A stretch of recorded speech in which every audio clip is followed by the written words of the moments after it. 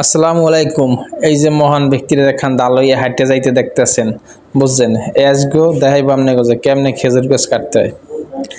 এগুলো নতুন খেজুর চাষি লোক, বুঝছেন? একদম বেবাক গাছ কাটিয়ে দিলে বসকে একদিনের মধ্যেই। আসলে মহান ব্যক্তিটা কিন্তু মুই, বুঝছেন? পরে মোর এখন দালইয়া মুই আইসি এখন খেজুর গাছ কাটতে। খেজুর গাছ কাট দেয়া মনে করেন দালইয়া আতুর দিয়ে টাহাইতেছি টাহাইটে মাটি মুটি বোসা করে দিছে দিকে কোনো রস তো বাইরেই না। মনে করেন মাটি কাটতে কাটতে 1 বিঘা তো ফুটাই দিছি, রসের কোনো দেখা নাই। আর আগেই আরও কাটছি, বুঝছেন? কাটতে মাটি একবার মাটি মুটি বাইরে খেলাই দিছি। কাটতে আসি অবশ্য অনেকদিন পর কাটতে আসি, তো ওই জন্য মনে করেন একটু ভুল ভ্রান্তি হইতে আছে। কিন্তু খেজুর গাছ কিন্তু এমনি কাটে, বুঝছেন? আমি অনেকবার কাটছি, আগেও কাটছি, এখনও কাটতে আসি।